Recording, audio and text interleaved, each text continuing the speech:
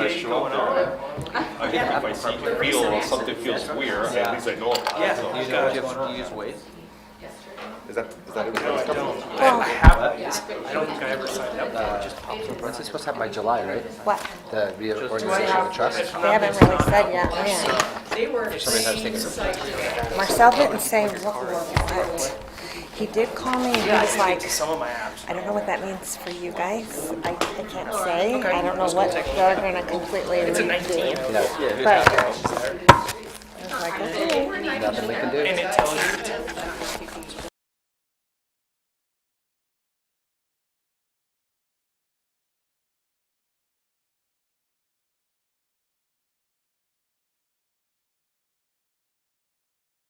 So I think we'll be fine. don't think we'll be. I think we'll be fine. Yeah.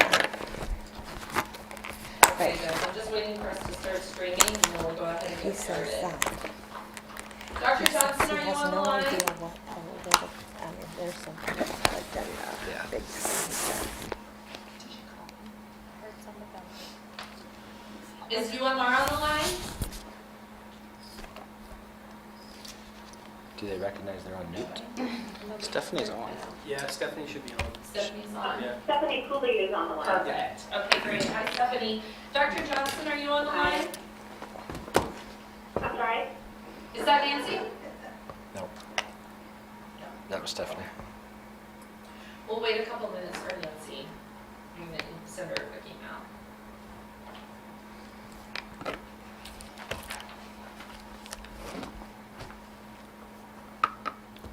Did you talk to Jennifer? At your matrix the other day? Yeah. They, Went well? yeah, she was Did great. you help out? She was great.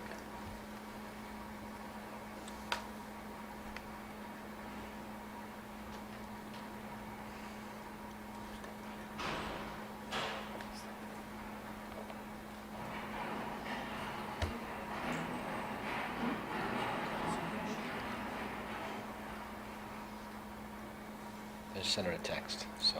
Okay, thank you. We can go ahead and get started though. Oh, that might be her right there. I'm here. Hi, Nancy. Thank you for joining. Hi. Okay, guys, we're going to go ahead and get started. I'll call the meeting to order. It is 5:03. Nancy, did you have something to say? Sorry. I said I apologize for being late, and I also have the email you sent me with the attachments and stuff. Okay. Okay, great. Thank you. I will mute myself and let them speak. Okay, sounds good. Thank you, Dr. Johnson. Okay, so we're calling the meeting to order at 5:03, and if you can stand for a speech from the flag. I Pledge allegiance to the flag of the United States of America and to the republic for which it stands, one nation, under God, indivisible, with liberty and justice for all.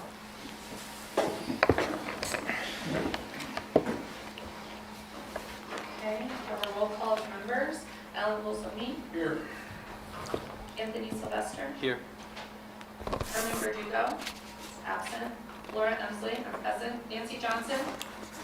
President? Thank you. Do I have a motion to approve the agenda? So moved. All in favor? Aye. Aye. Aye. Okay. Any SUSD 12 Employee Benefits Trust Board comments? I do have a couple of comments. First of all, I'd like to formally thank Ned Norris for serving on our trust board for the past almost 3 years. So he, unfortunately for us, but fortunately for him, was nominated as the chairman of the Tohono O'odham Nation, and so he is unable to serve with us on the board anymore. However, we do have a very wonderful addition to our trust board, so welcome to Anthony Sylvester. And I'd like to welcome you to please share anything about yourself that you would like to share with us. Yeah. Most of you probably know me already, just in a different seat here at the trust board meetings. Born and raised in Colorado, been in Tucson for the last 5 years. Super passionate about education and employer and employee welfare. So it's a good fit for me to remain on the board in this capacity. Wonderful. Well, thank you for our governing board for Sunnyside did vote to approve Anthony to join us, starting with this meeting. So this is the first meeting that Anthony is on this side of the table with us, so it's very exciting. I'd also like to take a moment to recognize our new UMR representatives. If you'd like to introduce yourselves. You want me to go first? Yeah, go ahead. I'm the new Anthony. So I'll answer to that as well. My name is Patty Reed. I've been in Phoenix about a year and a half, recently promoted to take Anthony's position. I was in the Bothell, Washington office where I used to work with your customer specialist and also back her up from time to time. She's no longer with us. And also process your claims, so I know I have a little knowledge about your plan. So I'm excited to work with all of you. Wonderful, we're excited to have you. Thank you. Brandon Carpenter, I'm the Director of Account Management for UMR. So Anthony used to report to me, and your new Anthony does. So, appreciate the opportunity to be here and to learn. This is my first time being here, so thank you. Wonderful, Yeah, thank you appreciate for it. coming, we appreciate it. Just for the record, I believe we have UMR on the phone with us today. Stephanie Cooley is with us, and she is handling the financial reporting as well as the minutes for this meeting today. Okay, any other trust board comments? Okay, there's none. So I'm going to do a call to the audience. I see that we do not have any audience members, so we will be passing on the call to the audience today. So we'll move on to our general functions items. Do I have a motion to approve the minutes? Second? All in favor? Aye. Aye. Okay, and now our first item, IMS options, the CBIZ and IMS. So we have Alberto back. He was here a couple months ago, I want to say. And there were some questions still outstanding, basically on the network and performance. And so we invited him back to speak to that today. And I will turn it over to you. Perfect. Let me pass some of this information. Thank you.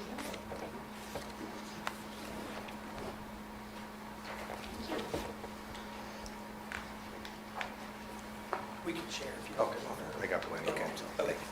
Thank you. What I'm passing on right now is a sample of what the provider list would look like. Good, yeah.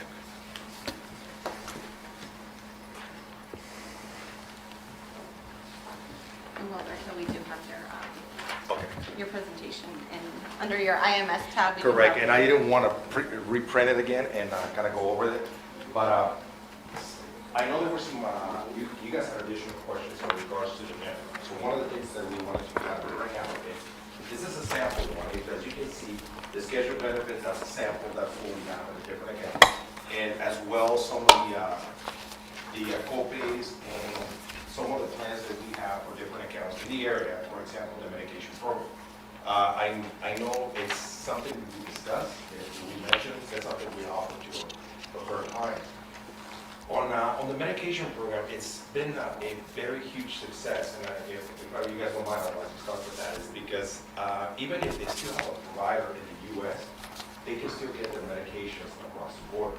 One of the things that's different from us is we don't do generic medications. Since fortunately we can't assure you what it is on a generic medication, we just stick with the brand name. So that we know if we're giving you Humira, so it's made by the same manufacturer. If we're giving you insulin, lab tubes, dose, whatever it is, it's made by the same manufacturer, the same lab, and the same complete. So one of the things that we focus on is on the 3-month supply. That's the maximum you're allowed to bring for your own personal use. So we take advantage of that. It's that way because we know the inconvenience for somebody driving 45 minutes. But when it comes to, for example, insulins, the preloaded pens, those run anywhere from $400 to $500 here. When in reality, they're only $42 across the board. So if you think about that, just in one medication, one member, we're saving you over $1,000 on that 45-minute trip. So that's something to keep in mind. Obviously, the more specialized that we get on that medication, the bigger the savings. If we start talking about Humira, well then, when you're talking about $4,800 compared to $600, that's when we start making a huge impact on obviously on the trust and on the savings. So, and one of the great things with that, like I mentioned before, is you don't have to change provider. If you have a provider here in the States, just continue to use that. Just fill your medication across the board. I have a question on that. In regards to how that works with Parametrics, does that have any correlation? It would, yeah, it would have an impact. Really, they wouldn't be using the Mexico network unless they went outside of the So we plan. would still Because- stick with Parametrics for all of our. Right, so they have the specialty program that gets pulled out into an alternate funding, so it's basically excluded from the plan right now. So, It, on those high dollar. it also could and would impact your rebates received by the plan for Oh, I see. medications filled on the other side of the border. I see. Okay, thank you. And obviously, going through the booklet, one of the things that we've done as well on our website, and I didn't want to bombard you with a lot of paperwork, so I just wanted to show you what the network, because that was one of the biggest things, the network and the facilities. It's something that we've done, it's in this and showing the co-pays, that's something we've done on the website too. When somebody goes into the website, the first thing that pops up is a search, and it says place of employment. So you just put, let's say, for example, City of Nogales, and their benefits come up.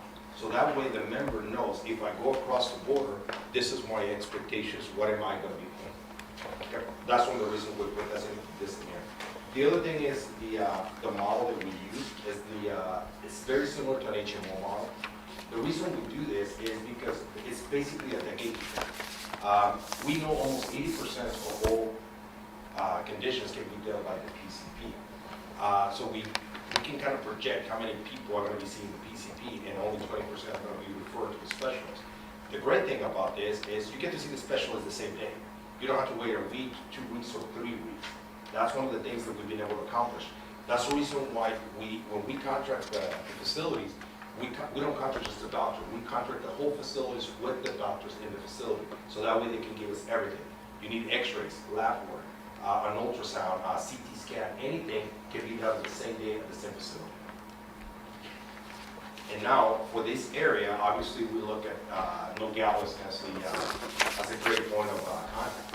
Because that's where most members, if they decide to go, that's where they'll be going. You're talking, obviously we have another facility south, about 2 hours south of the border, which is Hermosillo, which a lot of the major procedures get done in Hermosillo.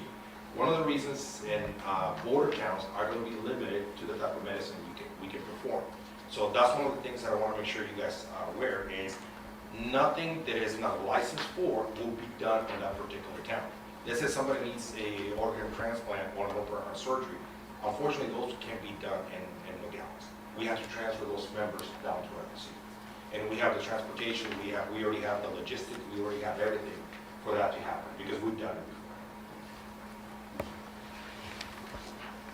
The other thing is the pharmacies that we use, and that's something that is labeled here too.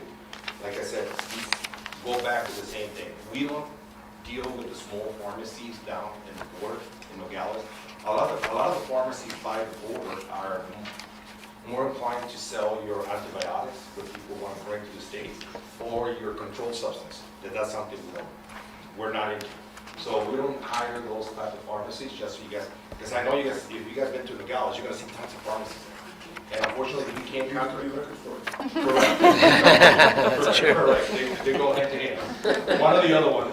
Either they will fix you with that, or they can help you with that. But either way, just keep it in mind, because you'll see plenty of them. But unfortunately, they're not all in compliance, so we just don't hire every single pharmacy out there. The pharmacies that we hire and that we contract with are pharmacies that follow the guidelines, and all the medication we can be tracked to the actual lab. And that's huge for us, because we want to assure you, and we can assure you that every medication that is being supplied through our network is what it says it is. Okay. Any questions that you guys might have? Can you talk about this PowerPoint that you sent over to us and talk about probably infections associated with basically those comparisons? Yes. Do you want to walk through this? You all do have a copy. Oh, they have a copy? Yeah. They have a copy. Do you want my copy? Here. Oh. Perfect. One of the things that, It's under IMS on your tab behind the blue piece of paper. one of the things that we do as part of the due diligence is the amount of inspections at the facility that we use. Keep in mind, they're going to be a lot lower than you would normally see, because the hospitals that we use are private hospitals. So it's not like anybody can walk into those hospitals. Unfortunately, Doesn't sound right, but we don't make the rules. It is what it is in that country. Those are the rules. Hospitals can be private. It can only, and they can label who they treat or who they don't treat. Somebody walks into the hospital and they don't have insurance, they have to pay, they'll stabilize them and put them and send them to the government hospitals. That's just how it works. Okay, so that's the reason why the amount of the percentage of infections or malpractice in this case, if you want to call it, are going to be a lot lower than the national rate. Is because not like in here in a hospital, anybody can walk into a hospital regardless if you have a way to pay or not. That doesn't happen down there. So that's one of the things to just keep in mind when you see these reports. On the surgical sites, if you notice, and we're looking at Hospital Cima, this is, in 2018, this hospital was in the top 50 hospitals in the world. And if you notice, it was the amount of infection back in 2018 were a little bit higher than in 2019. So they improved, believe it or not. So the percentages are going to be very minimal. Because when we compare this to hospitals, for example, in Yuma or in some of the, or even in the Nogales area, they're like, there's no way that this is the real. It's like, yeah, the problem is, if we realize that it's a private hospital, if we have private hospitals here in the United States, this probably would be the same or lower, because they can actually kind of choose who they're treating. So that makes a huge difference when you're dealing with this. Any questions in regards to the percentage and why are so low? I have a question. Yes. So I just want to make sure I understand what I'm looking at. So this 2019 section where it says number in the marine, that is in comparison with the CDC national statistics of this column here? Correct. Okay. And as you can see, the variations keep dropping because of the amount of, well, obviously they do a great job. And that's one of the reasons why it was listed on the top 50 hospitals in the world, is because how they prepare and how they perform the procedures.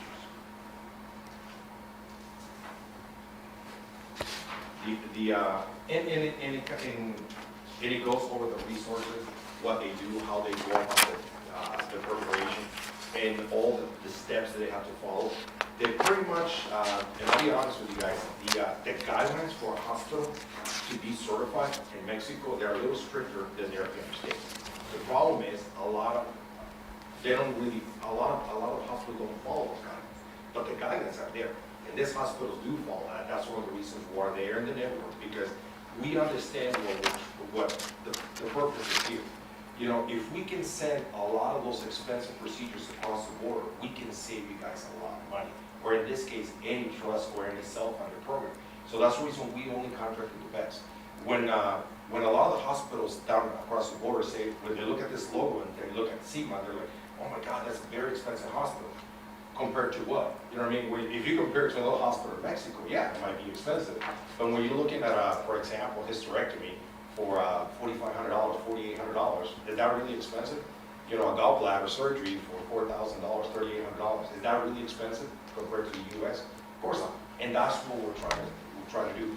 Give you the best, so that way we can send a lot of these procedures, a lot of this expensive medication across the border and try to help you save money here in the States. That's the whole idea, and that's the reason why the hospital there in the network will try to hire the best of the best. Any questions? I've got a few. Are there any other school districts in southern Arizona that are leveraging IMS's services? Yes. Since you mentioned, we recently just signed up with, got the contract with ASPE, Okay. which is basically the whole state. So obviously that's a huge school district. So we're actually in the process right now doing the orientation for the different districts. So that's the biggest, obviously. And in the Yuma area, we have, well, the city of Yuma, but we have a Crane School District, and we also have the Yuma Union High Schools down there. So we are very proactive, and we've been working with a lot of school districts. So. And is that Correct me an if I'm wrong. option on Go ahead. ASPE? Yeah, I was just. It's an gonna say, option. with It's the same as what's being presented as you, Got it. to you, which is, that's what the clarification I would make, but I believe you also have Somerton Yes. School District, which is another school district as well. So ASBATE, if those of you who don't know, has about 156 school districts in it today. And they are being provided the same option as what you are being provided, which is to make it an option for claims to be processed under the plan, according to the plan design, through your medical plan. It's not required, it's not mandated, it's not a capitated program, it's not an insured program. This is just an opportunity for them to access lower cost services and pharmaceuticals across the border. And as a follow-up question to that then, is it being presented and marketed to those employees currently? Not yet. Not yet. Okay. To ASBATE or To the ASBATE employees, yeah. was just elected and it will be, as the districts elect, it will be marketed to them as the districts elect to The move forward with renewals it. haven't been Okay. presented yet, so they've been told it's an option, but we're still waiting on the marketing and additional information. Yeah, recently, last week, we contacted with Rick, Yep. and we sent a lot of the information, because they want to have their logo on it, even though it's more information, but they want to monitor, change it to their logo, so it looks more like their information. I have a question. Do you have any You go ahead. questions, Anthony? So on here, it says the access fee is $2 per employee per month. So that's probably what, approximately $22,000 for us? Actually, probably closer to utilize 28 now, yeah, The network 28,000. basically for a year. Do you have any estimated return on this investment for us that you could see come back to the trust? See, and one of the things that's going to be key here is the access to the members. The better access that we have, that's key. And I can tell you, for example, City of Nogales, we use this as their close. First year utilization, 17%. We're up to what, 60? 65%. 65%. And that's in Nogales, right? Yeah, obviously proximity is a big deal, right? Correct. And basically, a lot had to do to access to the members. I'll give you another example. Yuma Union High School, first year, 11% utilization. We're almost at 45% right now. And one of the reasons we're not higher is because, I'm pretty sure you guys looked at the same thing, is every year is like 30% turnover. I don't think that's not the same problem, but in Yuma, they have about 30% turnover, so we have to retrain those members, show them, tell them again about the services. If not, I think we'll be a lot higher. But the members have been there for years. They very comfortable. It's about a 30-minute drive, not much of a difference from here. So they do utilize it quite a bit. And obviously, one of the things that comes in handy is the transportation. Because now you need to know where you're going. If you look at the pamphlet, we'll pick you up on the border, take you to your doctor visit, or take you to pick up your medication and bring you back to the border. So that's been a big success, especially for members that, there's members that they don't even have a passport. So they're getting used to this. Now they go across the border with a birth certificate or a picture ID, and they're fine. But like I said, this is going to get more traction as people see the savings, as plans change, and the amount transferred to the members is higher. They're starting to realize there is another option for me that I can utilize. So is there an estimated savings that Yuma has recognized from this 45% utilization? Yes, and I was just saying, I can give you Nogales's and the savings that they have between $400,000 and $500,000 of paid claims that are occurring in Mexico. And those same claims here would have been about 1.5 million. So it's about a third of what they would have paid here in the United States. So the tough part about giving an ROI is it could be any medication that is filled down there. It could be an immediate $28,000 savings to the district, so they would have offset their entire fee for the year. Or it could be something that's significantly less than that. Sure. So it really just depends on the makeup of the claims. And like I said, everything go back to the amount of information we can provide the members, and that's what it comes down to. It's like, as long as they have the information, people will utilize it. We understand there's members that will never use it, and that's fine, but the ones that will, especially, I can assure you, cafeteria staff, bus drivers, a lot of those members, because those are our biggest customers, they're utilizers, and they'll use it. And especially for chronic conditions, that medication programs will save you tons and tons of money. So I would offer two other pieces of information that might help you with your decision, or just at least the discussion. One would be, we recently did a survey of a couple of employers that were considering putting this in, and they surveyed their employees to determine how many of them would be willing or want to have that as an option to go down and receive services, fill pharmaceuticals down in Mexico. The first employer had a very small percentage, but still about 15 or 20% said, yeah, we'd be willing to go down there. The second had 40%, said we would be willing and would consider that a valuable option to us. So those are both in your same geographic area of people that would be willing to go down there.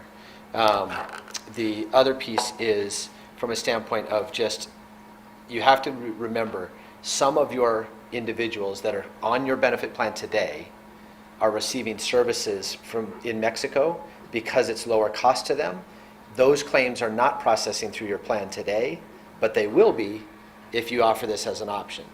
So potentially, there's a small increase in the claims activity that you can realize, but that would still be significantly less than what you would have paid if those claims are realized here in the US, and it gives them an option that they consider a valuable benefit, or that many consider a valuable benefit. So want to make sure you have all cards on the table as far as how you make this decision on whether to offer it as an option. There are some large Phoenix area companies that are now considering this as an option, just to say, if our employees are willing and want to travel that far, we want to provide that as a resource for them. Employees in my office, about 30 people, and I think I probably had 8, 9 that were already going to Mexico. And what was funny is they would take the individual plans through the county. Yep. Because the premium for individual was 0. Yep. But the family was going to Mexico. Yep. Because it was cheaper than the premium.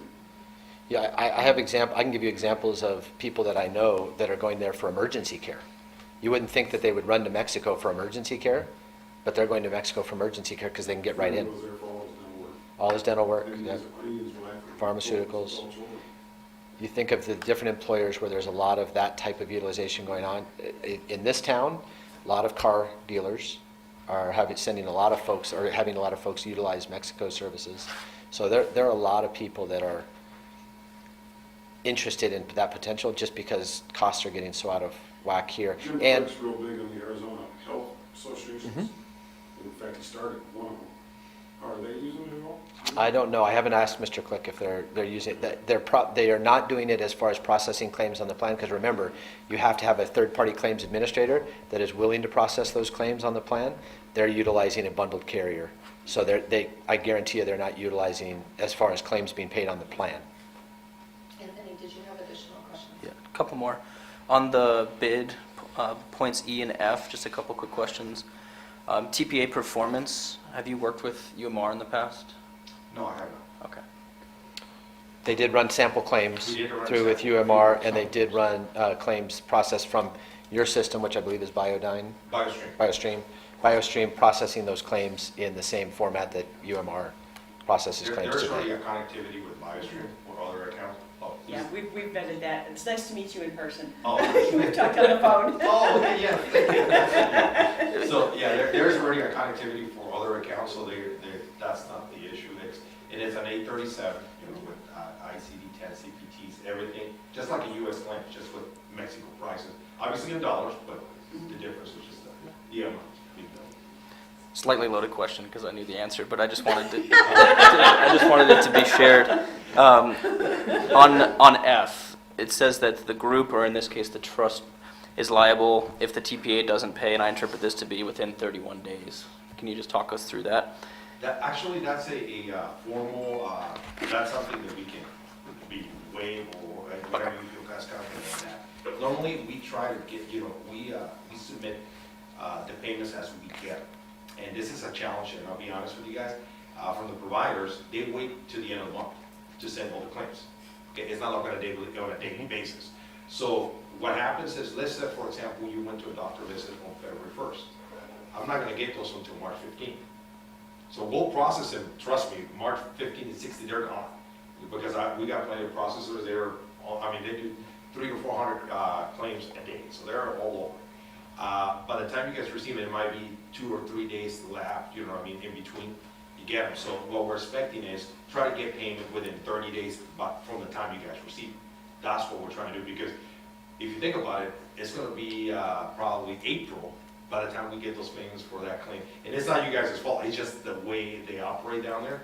And that's what we tell them, 3 months, within 3 months you get that payment because it's, and they know it's their fault, they just wait forever to send it, in my opinion. I wish they would have done it do it on a daily basis, but we're gonna get to the point, we're currently almost done with this program, that we're gonna be live actually. When they actually put in the information for that member, it's gonna be a live 1500 form that we're gonna be getting at the same time when the member is in the doctor's office. So at that point, we know exactly what's happening everywhere at airport, 24/7, and those claims are gonna be processed on the spot. So that is gonna alleviate that problem. We're not gonna have that issue, hopefully. So one important, maybe clarification for you that would be important, would be if that can be stricken, you might want to take it out. Secondly, would be that's only for the plan responsibility, not for the patient responsibility, because the patient responsibility falls on IMS to collect. And so same as the provider is responsible for the collection of the patient responsibility. Yeah. The plan would not be responsible for that. Yes. Okay, from the claim side, and Anthony can relate to this. What if a plan is making a change to their benefit structure and we have to place things on hold while we do the coding? And it's going to cause a delay in that timing. Is that a concern while we update our systems with the coding? Can you, Maybe it's 60 It shouldn't. days. It Maybe should. it's complex It shouldn't and because 60 when the days. claims get released on your side, that's when they would get paid to him, and so Okay. then he would pay the providers when the claim is paid. correct, Okay. we don't pay the Just want to providers. make sure. They don't pay. that's- They don't advance the provider the payment of the Okay. plan And responsibility. trust me, we work with multiple TPAs. We work with Gilspar, we work with Amerivan, we work with Summit. We work Meritain. with- huh? Meritain. Meritain Health, obviously, and so we work with different TPAs. Everybody's different. And trust me, and the providers know, I mean, and once they take a member, they don't really know that it's coming from, let's say, for example, City of Nogales or Santa Cruz County. Well, it doesn't matter, it's an IMS member. See, so they get paid and they don't necessarily know that, for example, Sunnyside, they don't know that. They just know it's a member from IMS and they're more than happy to trust me to take care of it. Thank you. No, that answers my question. I just want to make sure, and perhaps we'll include this in the motion, but we, obviously, SUSD and the trust has an expectation that claims are paid as fast as possible. We understand things come up. I just want to make sure the trust isn't liable or paying fees if, for any reason, a claim can't be adjudicated within 31 days. No, that wouldn't be an issue. And like I said, we're very flexible. I started this company by myself, so I was working with multiple TPAs, so I learned all the ropes. So it's, like I said, it's a pleasure working and through any challenge or anything you guys do. Nancy has a question. Nancy, do you have any questions? Good, sorry, I pressed off the speaker instead of the mute. I was sending Laura a little email, because I don't think I have any documents in my attachments about this presentation.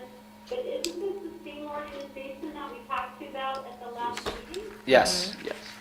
And they came back to answer some of the questions that came as a result of that meeting and Okay. to answer any questions that were here today. I only hear people that speak up, I don't hear the mumblers. So I thought I might have missed part of it. But I don't have any additional questions. I mean,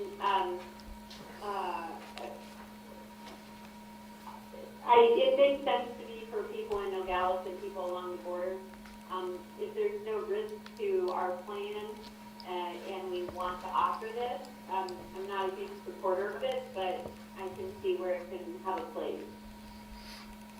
I just always have concerns about, from a provider perspective, continuity of care, ability to know what's going on with people or members' lives that I'm accountable for.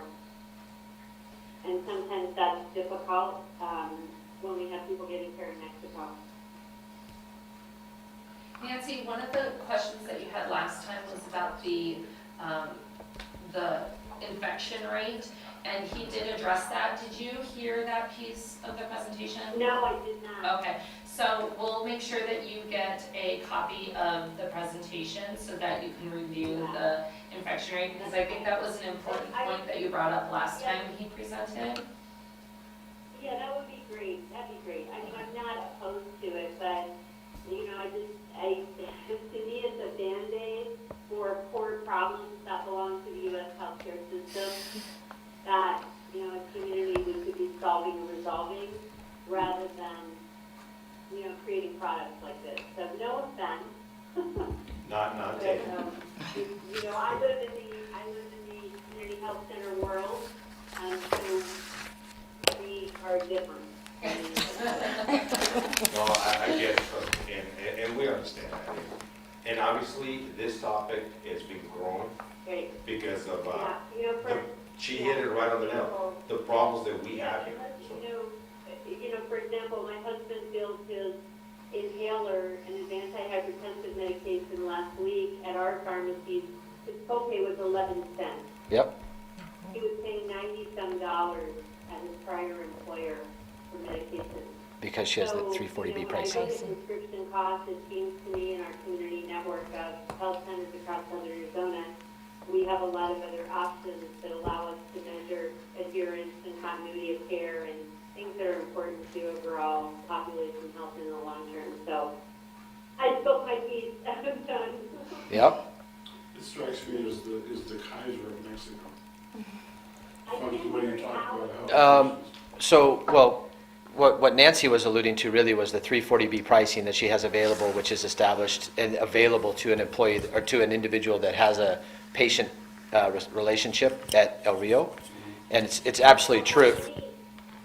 It- Yeah, and any federally qualified Right. centers, nationally, right? Yeah, absolutely. And I mean, you look at it, that's also available through Indian Health Services and tribal clinics that are established as well. So, No, I was talking about his providing of service, yeah. You go to this one, then you go to this one. The one difference there is that Kaiser is on for the risk, and so they're a capitated model that they take all the risk on that. Yeah. This is just a program to be able to help individuals afford what is broken in the U.S. system. So I think, If we can't get them to, and I say that with all due respect, Nancy, if we can't get them to a patient relationship with you or any other federally qualified health center. well, and I think that that's Yeah. a good point, I is just are have- we going through this situation, no offense, but we're just having an open conversation. Are we going through this situation when we have partners in our own backyard that could facilitate more affordable health care for our employees? Potentially, but that would require that member making a decision to establish the patient relationship with either El Rio, Marana, Chiricahua. Or establishing a patient relationship down Nogales with this, so it's either, Yeah, with Mariposa. At- one way with or Mariposa another. or others, yeah, Right. absolutely. No, there's ways to do that. There's absolutely ways to do that. It's just, this is purely just an option for individuals. Sure. And it's where it really comes into play, particularly impactful to a member, is in a qualified high deductible health plan with HSA dollars, right? They can utilize their HSA dollars to pay for those services, that even at a federally qualified health center, there are restrictions as to how inexpensive you can make that medication because of the 340B relationship and because of the regulations within qualified high deductible health plans and the deductibles that have to be met and things of that nature, the cost sharing component. So there's lots of different moving pieces. Where this makes a lot of sense is an individual who recognizes, I have a $2,000 deductible, or whatever the deductible might be, and I have a medication that's going to cost me $500 a month, and but I can go get it in Mexico for $35 or $40 or $100 or whatever it happens to be. I'm going to go do that right away. This saves the plan because that member then gets to the deductible so much quicker, and so the plan is on the hook for the remaining balance of those medications that are then filled in this after they've met their deductible in the subsequent months. Whereas here, that member has extended their dollar and can use HSA dollars to pay for it, and the plan is not further responsible for liabilities that they shouldn't have incurred. Yeah, that makes sense. Yeah, so stuff like that, but lots of nuances to it. On item G here, it says the dental provider rates and fees applied. Alan had mentioned, people go down to Mexico for their dental services quite often. So is that a part of this package also? Is that something you guys want to offer? Yes, we offer, like I said, we have basically 4 options. Obviously the medical side, the medication, the vision if you guys wanted to, and dental.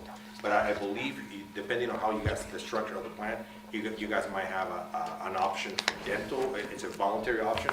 So, so that would be the case. If it was self-funded, if it was part of the self-funded, we can definitely administer that. Okay, but since we have the standalone dental, Yeah. that's not part of this plan. You can take that out. Okay. Does that reduce the access fee? It's the same. Is there any talks of offering like a discount type of program that an employee could purchase on their own and then access the network and pay fees directly? We haven't developed it for Nogales yet Okay. because of we don't have as many providers as we do have Northern borders. Believe it or not, Nogales is still a small border town when it comes to the medical side. So it's not something we ready to roll until we get more providers. Because to be honest, we basically negotiate with them, obviously, on volume, the prices. So if you walk in there, your, let's say, $35, $40 doctor visit, it's gonna be a little bit more if you just walk in and pay cash. So we have a lower negotiated rate, obviously, based on volume. Can we get better pricing? We probably could. The thing is, we're not gonna be getting you the best doctors. And that's, like I said, our motto is to give you the best doctor, because we understand $30 or $40, whatever the doctor visit is. The same doctor visit here is going to cost you $180, $300, depending. For example, endocrinologist, there's only one down in Nogales, and I bet you there's not that many here in Tucson, because there isn't that many. And that's a $300 visit. I know that here in the state. So when we can get it down for $40, $45, $50 down there, you're saving quite a bit of money. The other thing, access to it too. So there's things that we can that we're working on, but it's probably going to take a little bit longer until we get more volume, to be honest. Any other questions? Question for you.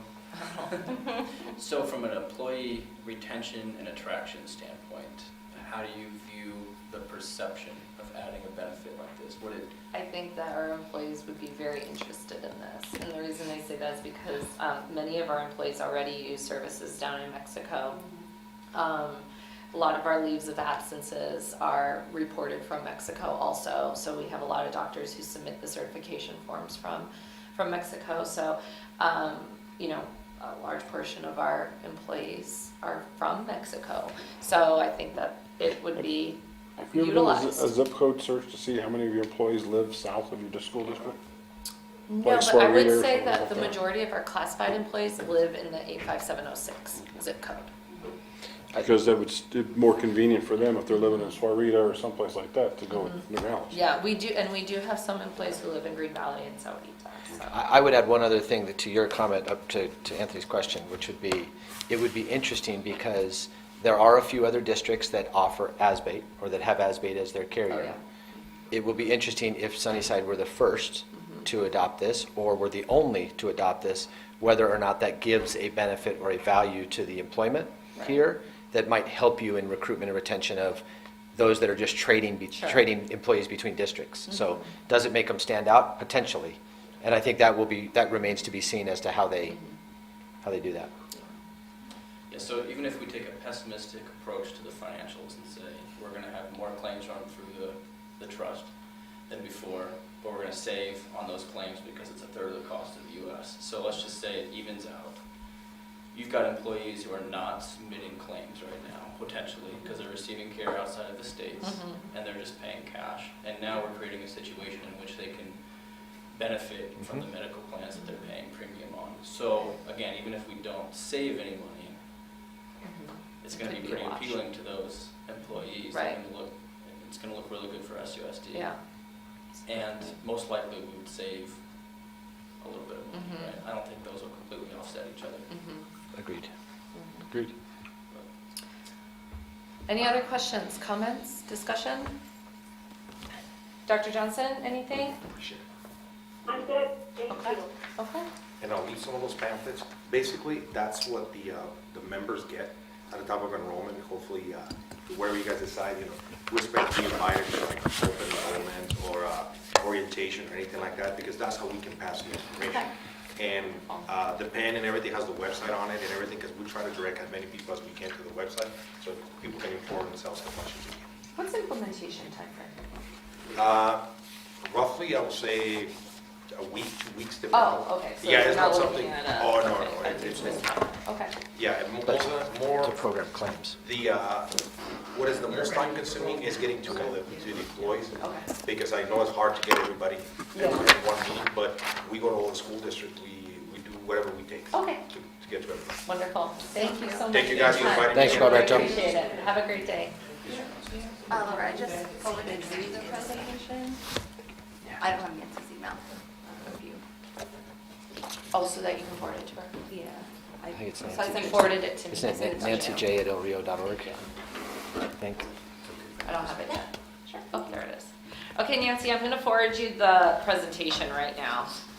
Okay, that's fine. Sorry, I thought Yeah, that came over. Thank you. Yeah, why this makes sense, and I appreciate Eric's comments on stating the plan many. My viewpoint is a little bit different in terms of how we create healthy people over time. So, at some point in time,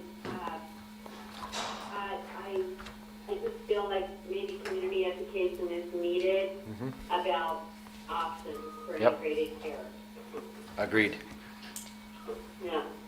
I do have I see that email forward. Thank you. I do have one question, I guess, from a UMR perspective. So this would funnel through disease and case management, just like a claim. They handle case management at IMS. We wouldn't be handling that on our side. But if something came up under the claims that are being processed, that would show on data that's being It catch and trigger that. planned, We catch and paid claims trigger. data. Yeah. But it was vetted out that we would not open a case because IMS opens their own cases. So we're not going to dual case manage. Okay. But to your point, Eric, yeah, I'm sure you're not going to see what would be caught. And we're still going to see all the claims data, paid claims data, et cetera. Yep, okay. Okay, so discussion. How does everybody feel about this? Is this something that we want to offer for next year? Opinions? I've got kind of mixed, I'll jump in, I've got mixed feelings about it. On the one hand, I think it's a good option. I think it's something a lot of your employers are probably already taking advantage of. Of course, I have my own little thing, I only give it to the people on high deductible. You knew that was coming. Get them to move over. Get over. But on the other hand, I agree with Nancy on the continuity of care and let's say they're going down there, and what if they have a real emergency, they need to go up here, and everything gets kind of mixed up, so. Anthony? No, I definitely agree with Nancy, and I think there's a middle ground that we could find with other initiatives on employee engagement and discussion, and perhaps even a direct contract in the future with some high-performing, low-cost providers in the area, Right. such as El Rio. And I know that she would have to abstain from any vote on that, but I Right. think it's something that we could look into in the future. I think my heart goes out to the people that we've identified that are allegedly, I think it is happening, but we can't prove it, going down to Mexico for care right now because they can't afford their Yep. deductibles. Right. So when I think about this offering, that's kind of the population that I want to look out for. And again, I think from a retention and attraction standpoint, that would go a long way for SUSD if members were still able to do that and take advantage of the medical plan that they're already paying for. So that's kind of where I'm approaching it, is just focusing on that population. And at $20-something thousand in fixed costs, after a year, we'll be able to see if there's been any ROI. I think that'd be pretty easy reporting to look at. Yep. Nancy, do you have any additional comments? No, I don't think so. Was that Eric talking? That was Anthony, I was before. Anthony, I figured it was either Eric or Anthony. Yeah, I mean, I just think there'll be lots of opportunity in the future where we can promote, people really building health homes where you can see all the interactions of medications and treatments and ensure more of a population health base. Right now, I don't think anybody is quite there with that, but I think that a lot of that is percolating in our community from employers, self-funded employers. I completely agree with that. And also Blue Cross Blue Shield and state level. A lot of people are really thinking about, the evidence is there that it creates healthier populations, but how do you actually build that, administer that, and save the waste out of the system? But I'm done talking. The silver bullet question, right? It's just not there yet, but it's coming. Everybody knows it's coming. Yeah, but, we have people right now that are proposing bundled per member per month fees for people around our integrated delivery system from the Yep. commercial insurance side. Yep, Encapsulating based on their actuarial data, looking at using the pharmacy, radiology, primary care, lab, all bundling it up into one package. So some of the traditional functions that have sit in insurance companies around care coordination, health and wellness, they're wanting to stuff those outside, they can bundle it all up. yep. Yeah. Trend. My only other comment is if you're gonna do coordinated care plans and really save money, it's my opinion that you can't let people have an option just to go to anybody they want. I mean, they either do the coordinated care plans or you don't. I think they work better if everybody is steered into the same direction. So if you're gonna go with Banner, Aetna, or Rio, or El Rio, excuse me, kind of short. Do it. Or any of the other groups that are really touting coordinated care right now, I think it's hard pressed not to get them if you don't get them all in there. Well, and that leads you down the conversation of whether you restrict the out-of-network utilization completely and do an EPO as opposed to a PPO plan. I think that's going down a road that our governing board would not want to go down. Understand. Yeah, most I'm don't. concerned because, they do like choice. They like choice of the three plans, for example, and the ability to go to your Yep. doctor that you want to go to. The other way to do it is to go to preferred network pricing. Right. So you set your, And I think that you would set your, be- your premiums to incentivize them to go to those networks. Right. An EPO becomes one of the plan offerings as Right. opposed to all three. With a premium that's advantageous to them or makes them think, well, yeah, I'll go to that, it's cheaper. My deductible cheaper, my monthly premium cheaper, and incentivize them to go, and then word of mouth will draw the rest of them. Right. Agreed. So I just have a couple of concerns about moving forward with the IMS right now. So I have a question first. Can we choose to offer IMS after open enrollment? So that could be something that we could do as a mid-year plan design change or something of that nature, or in addition. It might almost be better to do it off-cycle. But that's kind of what I was If you're thinking talk a about- little bit, is wondering, maybe if we made it like this big special kind of mid-year absolutely. push for something. And the reason I'm asking that question is I feel slightly as though we haven't done our own internal due diligence on reference checking, maybe surveying our employees, and also checking options like El Rio as being a preferred provider. I don't think that we've done those things internally yet. And I feel in a way as though if we were to throw this as an option for open enrollment for this year, it's almost like kind of just splattering it out there and seeing if it'll I agree, I stick. think it's too soon. And I don't know if we've had enough time to digest and also talk with our employees about how this would impact them. I think it's totally legitimate, and I think, kind of to Anthony's comment before, Nancy and I have had conversations with what that would look like. We know that she's conflicted because of being a trust board Right, member and things of right. that nature. She knows that, but I think it's worthwhile pursuing that type of a relationship because that might be the better option, given the either pent-up demand, or you still may have some employees that because of familiarity, because of experience, they still continue to go down there for services.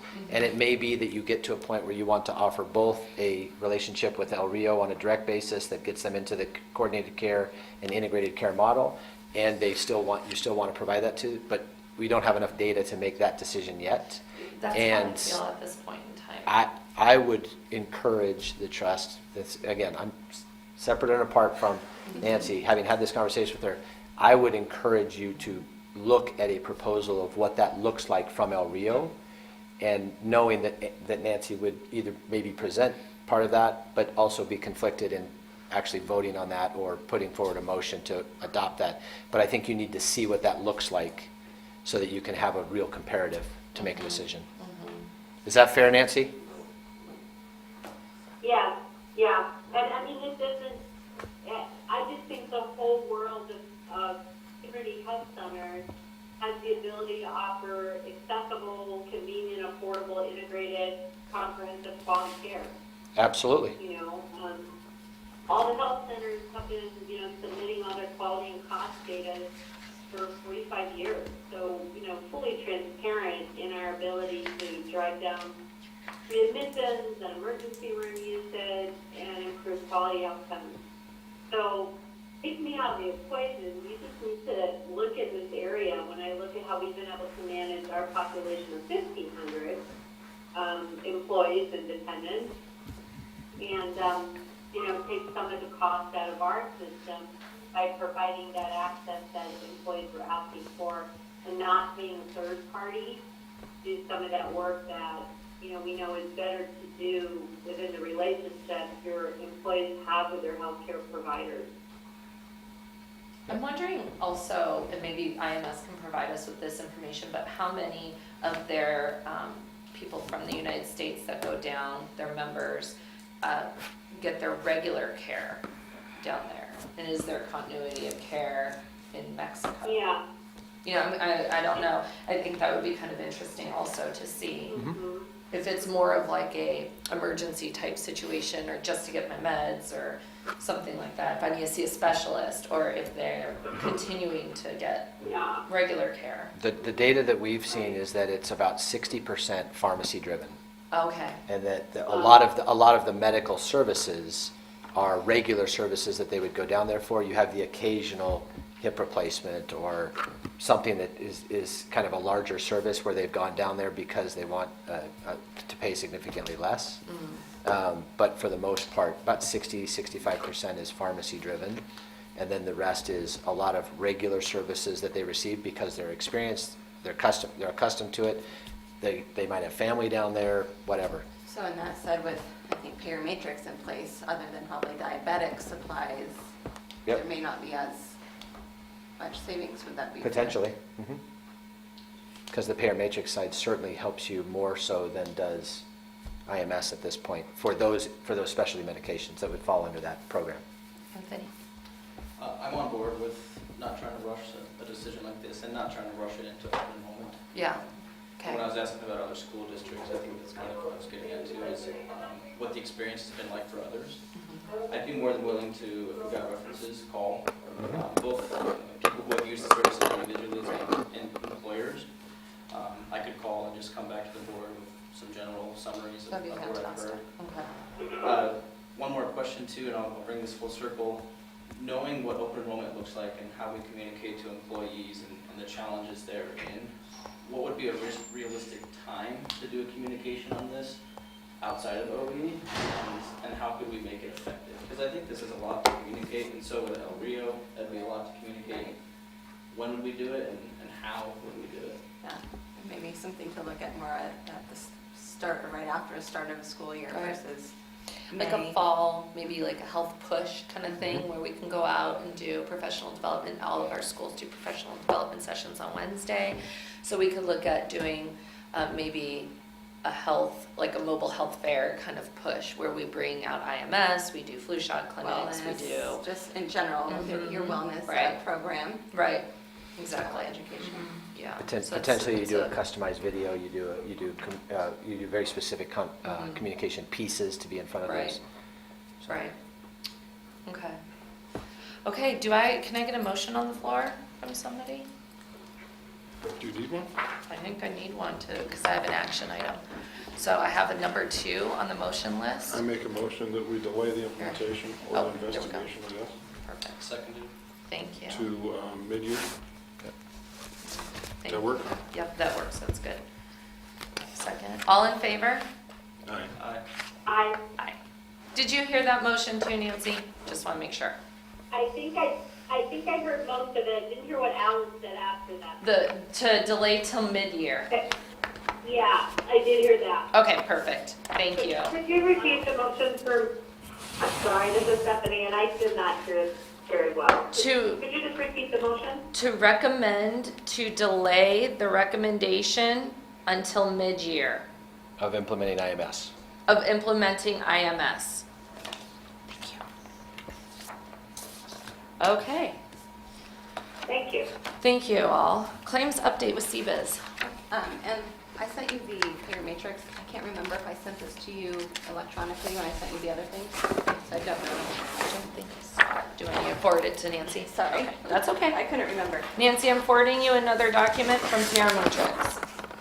So regarding your claims update, behind your CBIZ claims summary, December of 2019. In the interest of time, do you want me to walk through each plan or just kind of go over the highlights that we're seeing? I'd be okay with highlights, everybody else, yes. Yeah, you had it in advance. I'm okay with anything that's gonna really blow us out of the water. Are we okay? You're Yeah. doing great. All right, good. You're running well. Perfect. You're at just under $400 PEPM with all plans combined. We have the chart on that middle of that front page. Again, nothing new. You have over 50% enrollment on the high deductible plan and a few claims being paid out of there. And a $273 PEPM. The $1,500 plan, again, about 28% enrollment with 32% of claims paid and a $415 PEPM. And then our favorite CPO 750, 20% enrollment with claims paid at 32.6 and just under $600 PEPM. So again, that plan is On par for what we've seen.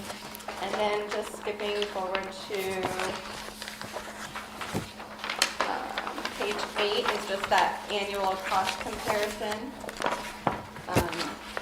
To the far right is your PEPM history projected out with only the 4 months of claims. We're at 16%, almost 17% over 2018 plan year. That's just a projection right now, and we'll talk about the renewal in a minute. But remember, that has all the completion factors and the, 15% completion Yep. factor, the escalators of people that haven't met their deductible. So that is going to fluctuate. We'll see it change. So you're still running under where you were with your fully insured premium in 2016. So, and then the next page is your large claimants. No one new since last month, but we do have some. Your top claimant has hit stop loss and had some recovery of almost $73,000. We do have an ESRD that had $108,000 paid claims last month, and a Hodgkin's lymphoma of almost $75,000. That also isn't new, but I think it came over in the last couple of months since we met. Okay. Any questions? Nope. Any questions? No? Okay, wonderful, thank you. Moving on to the next item, the Paramatrix year-to-date outcomes. Okay, Jennifer from Payer Matrix came and visited with us a couple of weeks ago when we were going to have the trust meeting, I believe, and then continue to meet with her. So this is just a quick summary. You have 33 members that have gone through the Payer Matrix process. There are 13 inactive right now. They could be termed off the plan or no longer needing the medications. 2 are currently pending, and you have 18 currently on the service. The funding type, there's a copay assistance program. Typically, they'll use that copay assistance prior to getting the full patient assistance as like a bridge while they're getting the paperwork in place. So 3 people are using that as they're waiting for the full program, and there's 15 people using the full patient assistance right now. And then moving forward, just the savings snapshot numbers with expenses, 20. There's been 79 total claims. There's been $446,000 of the secured funding with the plan savings, which includes the fees that you're paying for that of $312. $312,000. Sorry, $312,000. A little different. The numbers guy speaks up. Sorry, just making sure we get the appropriate number of zeros. On the minutes, please, yes. We projected, when we talked about Payer Matrix, of about $400,000 per year. We're definitely on target to achieve that savings and likely exceed it, because we also had a small ramp-up period the first 2 months that it was implemented. Will we be able to get an updated number for our board meeting, for our governing board meeting? The way it gets updated is I have through, we just have billing through January, so we'll have another month, so we can add that in there as well. Great. Yeah. And then it just, here on the next page, again, it goes through all of the drugs that have been filled, the number of members, number of claims, the funding, the savings to the plan, and then the average savings. And then again, just another breakout. This is typically kind of what the monthly detailed billing looks like. Any questions, comments? Looks like it's working. It looks like it's working. Okay, wonderful. Thank you, Chris. Renewal plan designs. All right, Ms. Chris. Here's your renewal. Great news. If you have looked ahead or read your emails, there's a 3% increase, which is, I can't remember off the top of my head, I think we were at a 12% last year. So the plan again is running well. Looking at page 4, you have your current enrollment as of December. What also helps with this is you changing your plan date to July, because now we don't have the trend going out to September, so that also has a positive impact. But you'll see on number 2 is your current funding rates at expected, your forecasted 2021 rates, 2.98 at expected, high end is 7.98, very high end, just under 20%, a low end of -2, and we're using the 2.98. So again, your forecasted funding rates at expected with no plan changes is 2.98%. When we were out here last time with Lori, we talked about some plan options and some increments that we could come back with regarding each of your plans. So Jennifer can direct you where that, okay, if you go right in front of the trust financials, Beyond the blue tab. behind the blue tab. Where do you sign into it? Yeah, Like behind the this? blue page The- after the the, options? yeah. After all You- the comparison Do options. you want to talk first about the plan design change recommendation? So just on the decrements that we're proposing, or not proposing, but that we discussed bringing back, ultimately with a 3% increase, we're not really recommending any plan changes this year. We have the decrements if you want to discuss them, but with a 3%, we feel like they've had a lot of changes over the last several years. It may be a year to sit tight and make some changes to contribution, but ultimately save plan design changes for a year that you can have more impact on overall cost. Go ahead. I would wholeheartedly support that. Great. Having gone through this in other places, it'd be nice to let the employees have 1 year where they didn't have to expect changes. Yes, absolutely. I mean, they're sitting back there going, what's going to happen this time? Yes, because we've been And they get changing to quite a that bit. point, because if you change it every year, And we have change for they're going to lose faith that you're actually trying to save money. Absolutely. Anthony? No, I agree with that completely. Are we a little too late in the game to consider the addition of another plan, such as an PPO? And certainly not too late in the game. You can certainly communicate that. I mean, obviously, that would be a quick turnaround for your open enrollment would be very process. quick. Very quick. The place where I would say, and I agree with the thought, where I would say that you may consider a change, and I may be speaking out of turn here, is the out-of-network benefit, because that's been getting abused, unfortunately, in the industry and in employer groups around this area. So you may want to think about curbing some of the potential exposure that you have with your out-of-network benefit. And that can be done a few different ways, and we can talk through that, how that looks. Very transparent, to Alan's point, very transparent to the employee, except for the employee that might be currently utilizing out-of-network services that continues to go, or that is thinking about going out-of-network. But you have a very broad network. If they make that choice, there should be a significant cost-sharing disadvantage for them to do that, because otherwise you're paying for something you Right.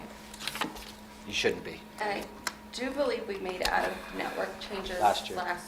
Last year we to did. increase those out-of-network pretty, I don't recall what they are off the top of my head, but I do think we increased the out-of-network. What percent of the employees are using out-of-network services? Very small. Very small.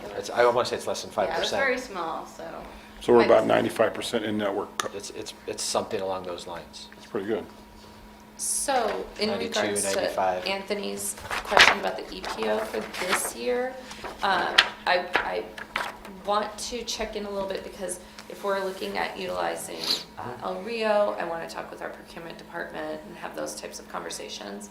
And also, I think put in our due diligence also with reference checking with our employees to see what type of interest there is, and then maybe look at maybe doing a mid-year alteration.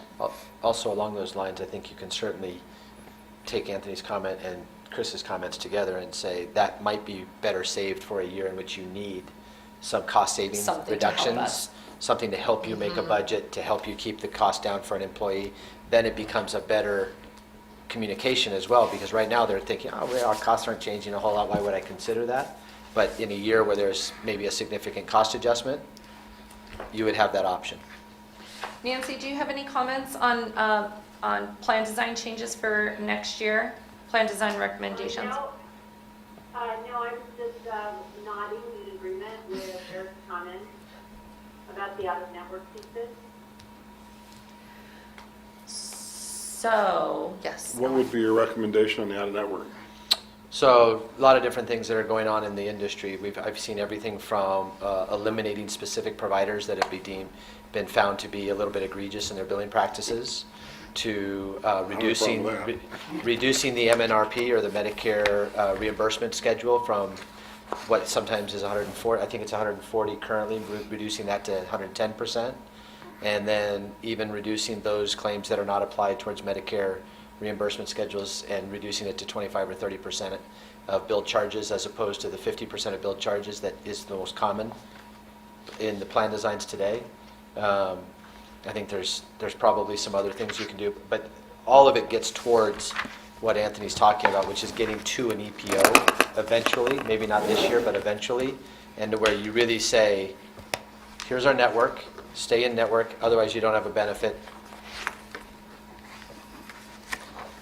Is that something you could consider to do? I mean, we're going to consider IMS mid-year. Could you consider an EPA mid-year?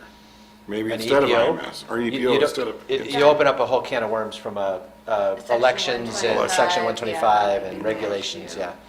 That you're not going to do mid-year, but you probably don't even make those out-of-network changes mid-year because of the difference of opinion as to whether or not you have to provide a summary of material modification, which you most likely would have to do. That's notifying 60 days in advance and not being able to implement for a time.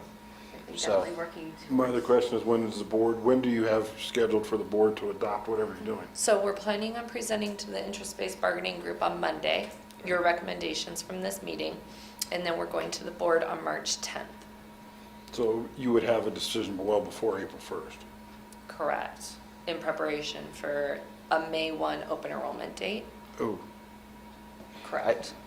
I think, and any of you can chime in however you want, I think best practices would be to make some of those out-of-network changes just on the back end payment hierarchy, the MNRP percentages, the billed charges percentages. I don't think you need to go any further than that. I don't think you need to increase the deductible of the out-of-network potentially, but you got to get at some of the practices that are out there in the industry right now, which are egregious. okay. I don't have a problem with doing that, especially as you're talking about a very few number of people that would affect. My concern about doing an EPO this late in the game is that for you. Yeah. I mean, you're the one that has to advertise it. You're the one that's telling all the employees about it. I know my benefit staff would have lynched me if I'd have come to them in February Right. and said, Oh, oh, by the we're way." doing something new. Agreed. You know, Gail would have killed me. Probably. Yeah. Probably. With the EPO, I think too, if we look at a future year where we have to do an 8% rate action Right. on the premiums. It'd be a we great say- option. Can we keep it simple with the EPO? We say it'll look exactly like the PPO 1500, exactly like the HDHP 3000, with the only difference being no out of network. So they can wrap their hands around it pretty easily. And you say very simply, this is 3% cheaper, or Right. whatever the numbers come out to. Right? So I don't think this is the year for it per se. I saw the look on your face when Who invited you? Just kidding. Yeah, Yes. I just think that's something you need to really, really prepare Agreed. for. Yeah. I agree. I think we can definitely start diving into it. Right, definitely, yeah. So now that that's off the table, at least for this plan year, can we talk a little bit more about the out-of-network plan design changes that you might be recommending? Those are the- Specifics? I would go to those 3 items. I would go to, so, how much detail do you want me to get into? Well, as much as we need to make an action right now. So I believe in the future, there will be an option for you to reorder the payment hierarchy to say shared savings is either non-existent, only done in certain cases, or other things. So shared savings comes first. MNRP comes next, which is currently at 140%. I would reduce that to 110%.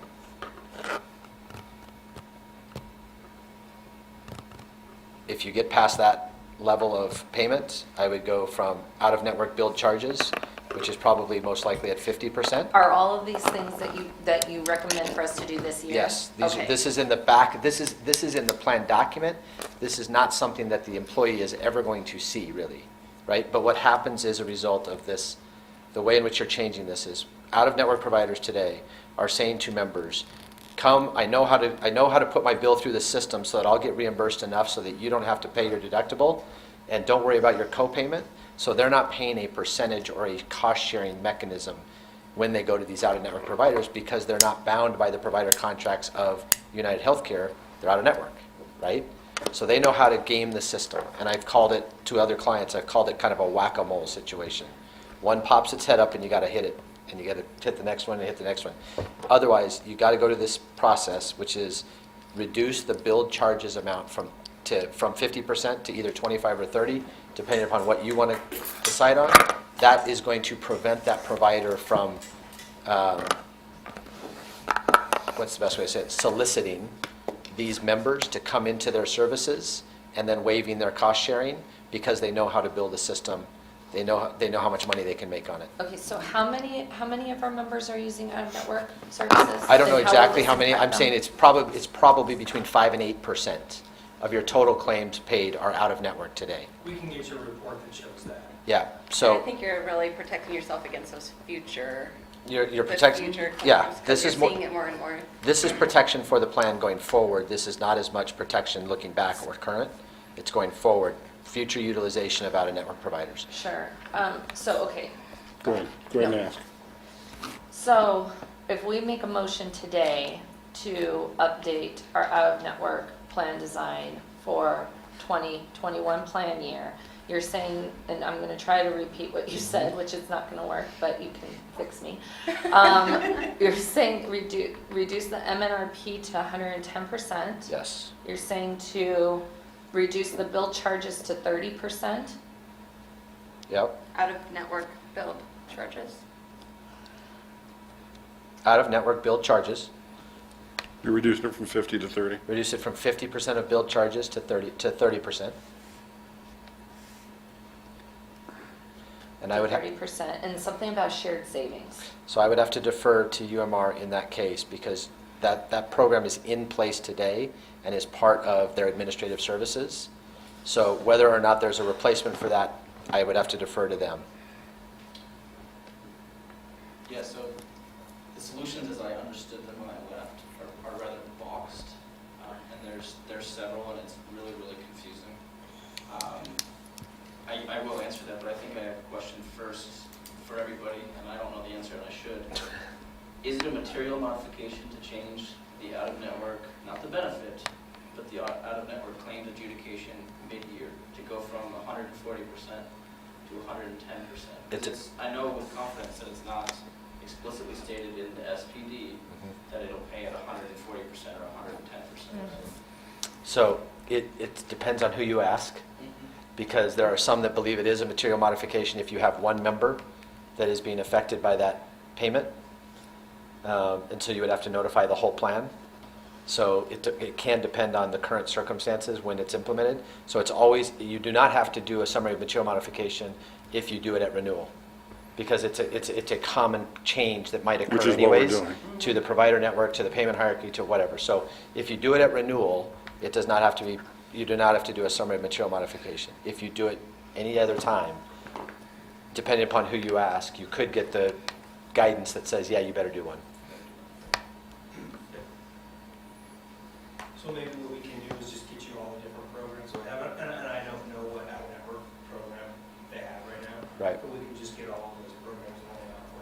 Yep. You need decisions by Monday. Well, so I need a Anthony, decision tonight. so Anthony, You got so it. let me say, the things that I've talked about, I will state with pretty confident, you don't need a summary of material modification.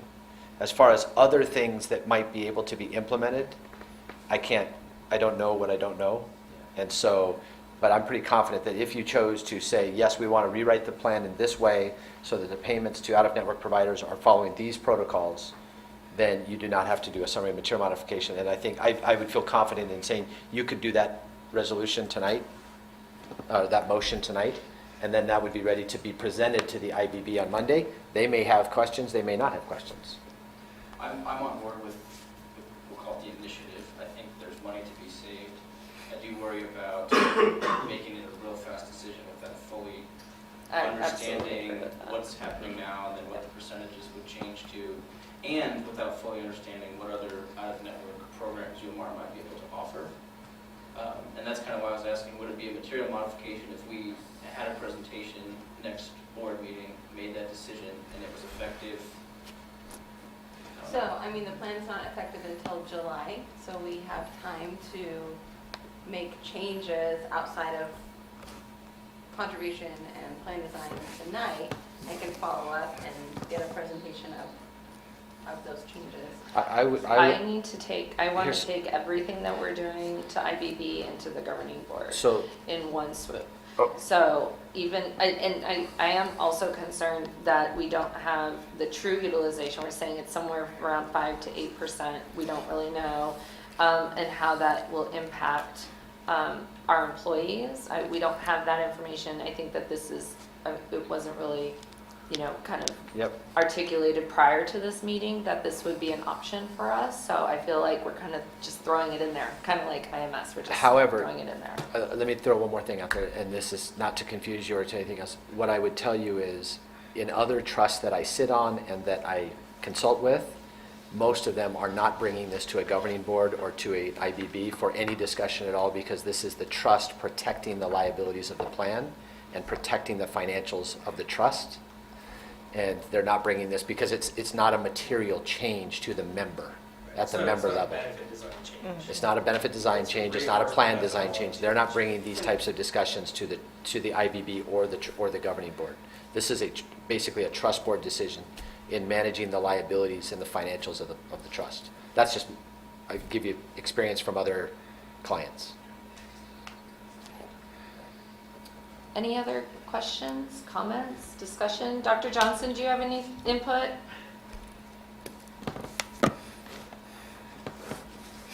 Do we lose her? She may have fallen asleep. I'll look and see. See, Eric bored to I death. wonder if she can. Sorry, Nancy, I bored you to death.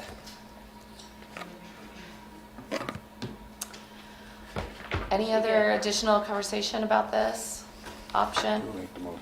I'll make the motion. You can do that. I'm going to move to table this discussion about out-of-network updates until the next trust board meeting. Second. All in favor? Fine with that. Aye. Aye. Nancy, are you there? I'm afraid she's not there. Yes, I finally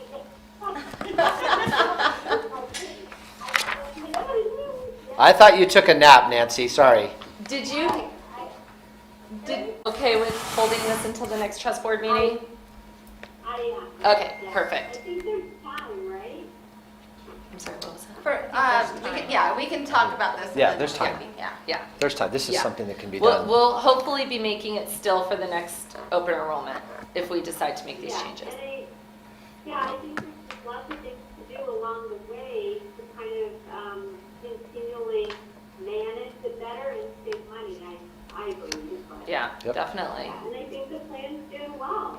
Yep, Don't you guys think so? it's performing It is very doing well. Yeah. Yeah, I think the plan's performing really well, so, yeah, it can always improve, but good. Okay, so You need a motion on the rest of it. next item is the contribution strategy. What was that? Plan design? I did, out of network, you're right. So No plan design changes? I can make, you want to make this motion? Go ahead. I'd like to make a motion that we recommend no plan design changes to the SUSD governing board for 2020 and 2021 plan year. I'll second. All in favor? I, Thank you. No, you do need to vote on the plan increase, the rate increase. That's the contributions. That will be our contribution strategy. Next up. So the summary is the kind of renewal, and then the page of your book. So we looked at, we started with 4 options that we were looking at, and then we added 2 additional.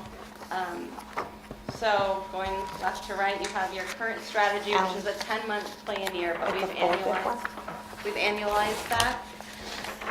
Option 1 would be if, we always show if Sunnyside was to take on the entire amount, which would be a little over $300,000 savings to the district, but we know that the district doesn't have the additional funds. They did put in more last year to take that increase on. So then we looked at some additional options. Option 2 is, again, you're renewing with no plan changes and keeping the current SUSD budget, which is roughly $370 per employee per month. And you'll see the SUSD box and the annual cost to employees on the left side, and then the SUSD cost on the right in the blue. So this would have an increase on the PPO 750 of 23%. To 1,500 would be a 17% increase to the employee, and to the high deductible a 12%, and it would reduce the SUSD contribution by a couple $100,000. And then I'll run through the options, but behind it is all of the backup, and you'll see the pay period increases. Option 3 is an 11.5% increase across the board to each plan. So we can take a look at those, and it keeps the SUSD cost at $5.4 million. Option 4 is a flat $12.85 per pay period increase to every plan, every tier. Option 5 is, sorry, we just got this. Do you want to speak to option 5? is I can speak to it. It's- Okay. it's spread. I do have a quick question Yes. though before we move forward. Are on the percent increases columns of each of the options, how are those percentages figured? Based off of that, so the $891 is your current cost for the PPO 750. So it's a 23% increase to go to $1,065,000. So then if you looked On at option 2. So if I look at, I just want to make sure I understand correctly. If I look at the PPO 1,500 under current is $971,725, and then if we go to option 1, that percent increase should be a negative because it's 944? going lower. It's less than 1% though. So it's probably rounding it to 0. About 2. It's $27,000, which should be, actually it's 3%. Yeah, about negative 3%. Yeah, it should be a negative. Yep. I brought this up on behalf of our CFO. Thanks. So just to clarify these interests. Are the further right? The Okay. next one is 14.3. I guess I want to clarify for the committee also, is that the option 2 is 14.3 instead of 17, and then instead of 11.5, it's 8.7. And then if you get into the option 5 and 6, which I can address next, it's 6.6% increase on the 1,500, and then a 0.01% increase on the On option 5. 6. Oh, on option 6? Mm-hmm, is 0.01, 6.6 on option 5. hey guys, how many options are there? 6 different options, Nancy. Am I missing it? Oh, Nancy didn't get the new one. She didn't get the new one. There are options. Right. Laura, did So can I also just give you a little bit of guidance as a trust? This is a place where the district and the trust have a little bit of, you gotta make sure of your responsibilities, right? So the district has usually the recommendation that just the trust approves of HR staff and finance staff to say, this is what we need to go with from a district perspective. The trust makes decisions on protecting the assets that are in trust and doesn't have as many conversations or decisions to make relative to the contributions paid to employees. Generally speaking, that's a staff recommendation to the governing board, not a trust recommendation, just so you know. But I think in the last couple of years, the trust You have has done made it. those You have done it. recommendations. Well, they basically, I think they've Made the recommendation to the endorsed the governing board. recommendation of staff to the governing board.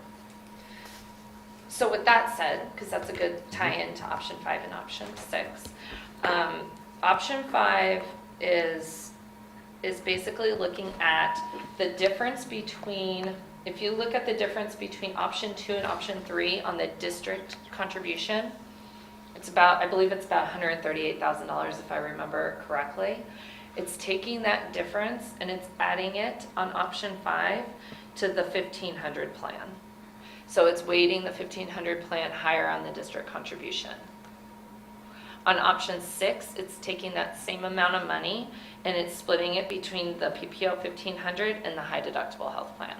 So again, it's weighting those on district contribution higher than the PPO 750. That's the option 5 and option 6.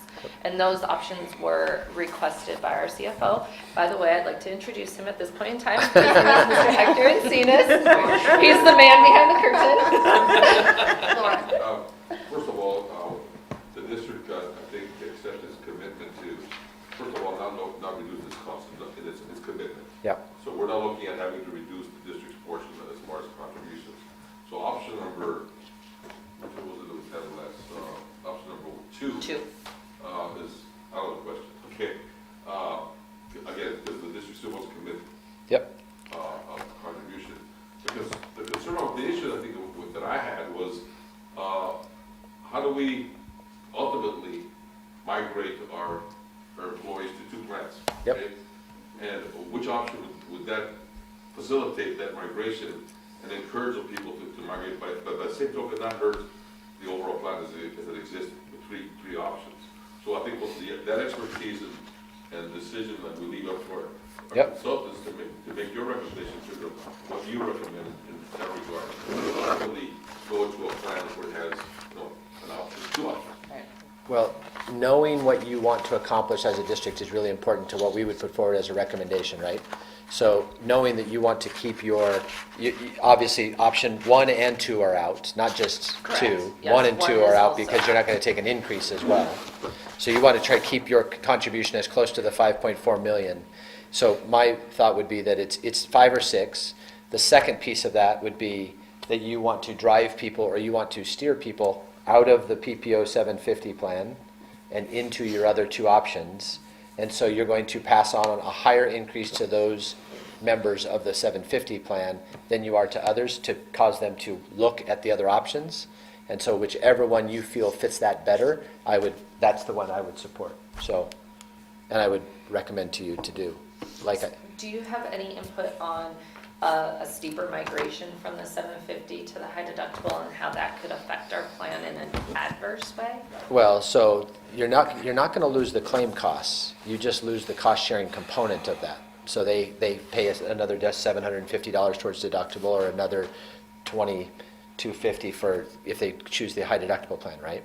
So that you don't lose the claims costs, but you get them to become more consumer oriented and you get them to possibly curb their utilization a little bit. So that's how you get there. You can increase it as much as you want, and some people will stay on that plan because it's easier to understand and it's because what they've always known, and they feel like they should only pay $20 when they go to the doctor. That's what they're going to do. So we can never project where that tipping point is as far as how much do we increase it and then get the migration that we want. But if you're doing it in a judicious way and increasing the PPO more so than you're increasing the others, Unless you're taking a decrease on those other plans, then you can get into a situation where you're not generating enough revenue for the plan to offset the claims that you've incurred because of the movement and the migration. So that's why that PAR report becomes really important.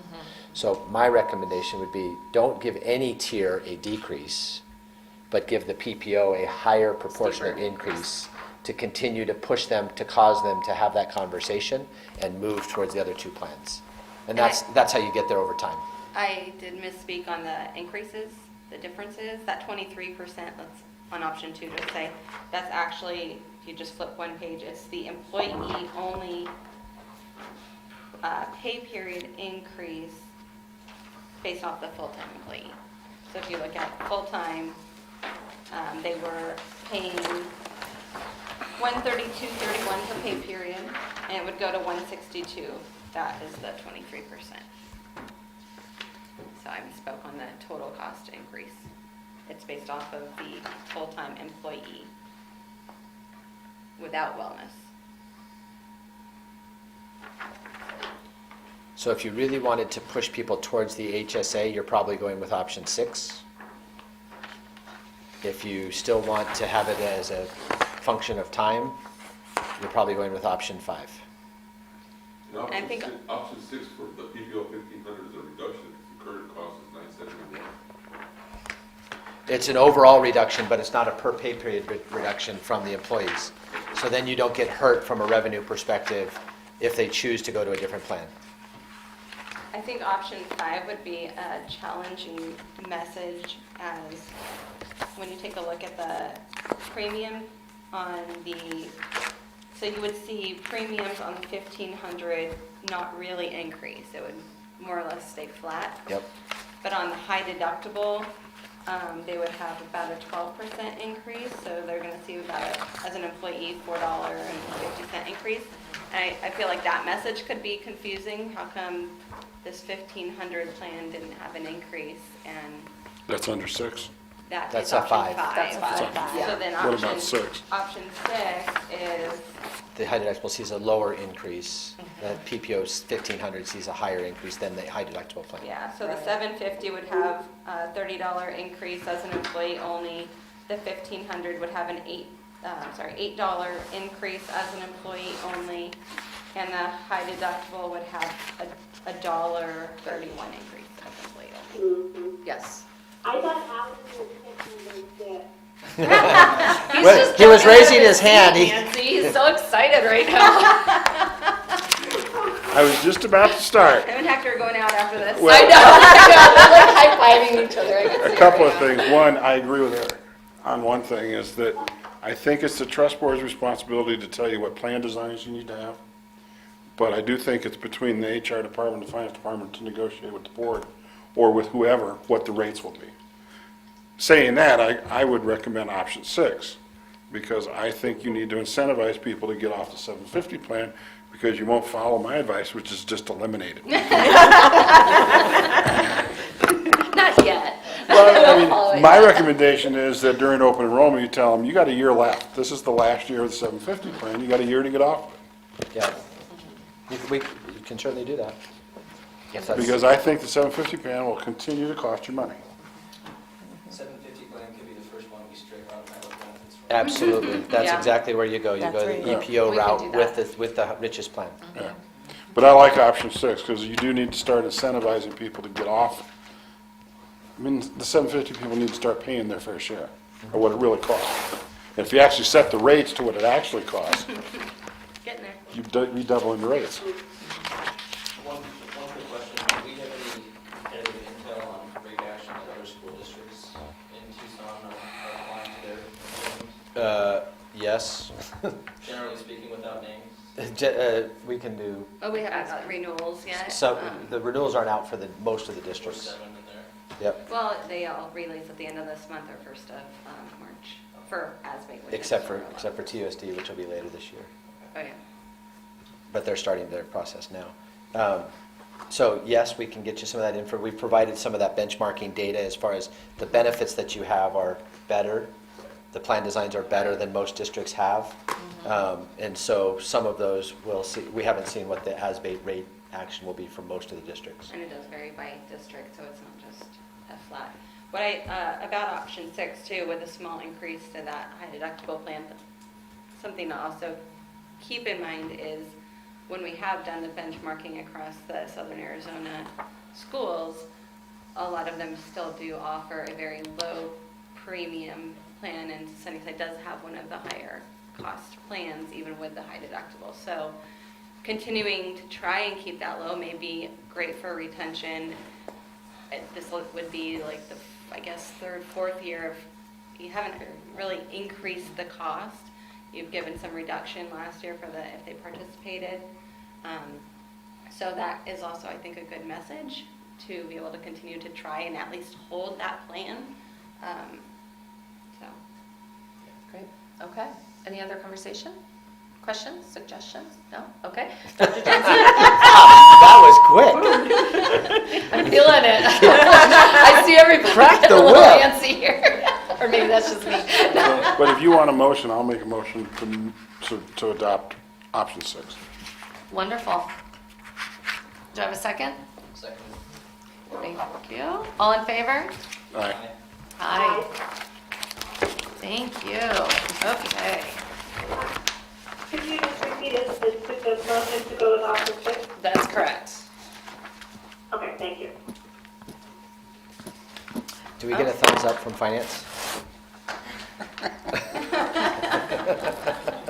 I was just curious. What was the question? I'm sorry. I was just curious if the board or everybody here in front of the curtain got a thumbs up from finance. He's going to present it to the governing board. Okay, I think that's all we have. Trust financial reporting. Stephanie. Hi, what, you have the financials in front of you, and I thought I'd go through the expense, revenue and expenses on the first, I don't know what page it is, sorry. And Stephanie, we printed them, there was a PDF, so we just printed them in that order. So it's got the for 6 months ending income statement variance. Okay, it's got 3 columns, and it starts with revenue, and it's the current year-to-date, December 31st, so that would be 6 months of data, and we've also compared it to the last year's 6 months of data. Can you hear me okay? Yep. You can. Yeah, okay. The revenue, the contributions actually are 3.9 million. They're compared to 4.9 million of last year, so you really had a decrease in contributions, and I think that was from your premium holiday that you issued. And I think we anticipated that. That wasn't a surprise. The rest of the revenue looks actually consistent. You have a little more COBRA than you did last year at 209,000. The HSA contributions are consistent, actually up from last year, and you actually have some interest. So you've got $29,000 in interest. So that's good. So total revenues of 4.5 million compared to last year, 6 months of 5.3. The expenses actually are also, they're down from last year, which is a good thing, really. Your medical claims are tracking exactly with what last year had, but you have stop loss recovery as an offset to the medical. You've had a couple people hit their stop loss deductible, and so we have recoveries of 463,000. So you take those two numbers together and you're actually down on what the plan has paid in medical claims. The prescription claims also down very nicely. You've got $508,000 in prescription versus last year of $808,000, so a reduction of $300,000. You do have also an increase in the pharmacy rebate as the offset for $200,000 versus $158,000. The rest of the expenses are actually fairly consistent. Your dental is up a little bit, 239 versus 201, so up 37,000. The claims administration fee is up for the first 6 months versus last year's 6 months. But I think last year's 6 months had a credit, like a $90,000 credit. And so if you accounted for that, then you're fairly consistent with the claims administration fee. The HSA transfers is really an offset to the revenue, and that is up consistent exactly with the revenue offset, with the revenues is up. The total expenses of $3.9 million versus $4.4 million last year, so you have a reduction of $500,000 in the first 6 months. The excess of revenues to expenses is $544,000, but then the IBNR, your incurred but not reported, actually went up. So $143,000. So you're actually in the first 6 months you've added $400,000 to the plan. The first 6 months of last year you added $1.5 million, and really a lot of it was your IBNR was reduced from the last year, but we're sitting at about $400,000 adding to the plan. Does anybody have any questions? No. There you have it. Okay. The next page to look at would be the balance sheet, and this is just a point in time at the end of December where we are. Your cash, under the assets, your cash is $3.4 million, very consistent with last year's $3.3 million. This is compared to last year's year end, so we always compare balance sheet to year end versus the current period, current date. So just point that out. The contributions receivable. This is 16 days worth of receivable. So you had, at the end of the year, you had a whole pay period plus 2 days. At the end of the actual period in June, you really didn't have much receivable. So that's, you see a big variance here, but it's really explainable by the amount of money that is coming into the plan in December. That came in January. You have a little interest receivable. You have stop loss reimbursement receivable. That's the money that has not come in yet. On the $463,000, we collected all but $75,000. You have a little other receivables. So total receivables $632,000. We have a little bit of prepaid bond premium. We amortize that over the life of the policy. Your total assets are $4,097,000. So up actually $600,000 from last year. Total liabilities are very consistent, actually. So you've got dental premium payable. These are just premiums that haven't paid out yet for December, paid in January. The RX savings fee, so this would be, I think that's your payer matrix fee. So that is a payable that you wouldn't have had last year.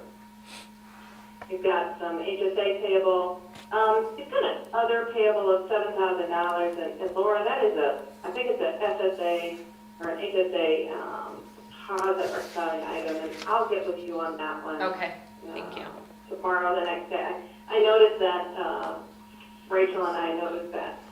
Had a deposit error back in October. We need to track that down. IBNR is the curve and unreported, and this is actual, so we have a liability of $737,000. So that's where you see the increase there. It was $593 at the end of the year.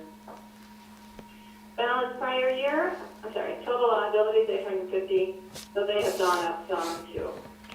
Balance of prior year $2.8 million. Balance current year, so we've added $400,000. So you've got net assets available for benefits of $3.2 million. That tells a great story, actually, of your trust fund.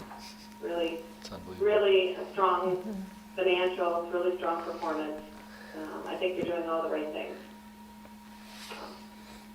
The last page is actually just a monthly financial statement, and I just included that. You can kind of see some of the ups and downs over the month. I won't go through this. The last column there is the income statement that we went through. Any questions on the financials? No questions. Thank you, Stephanie. Thank you. Okay, is there a request for any future agenda items? Oh. Thank you, new board member. The first one, I'd like to invite Carlos Rico, the Just on what the financials would look like for a direct contract between SUSD and El Rio. Any questions on that?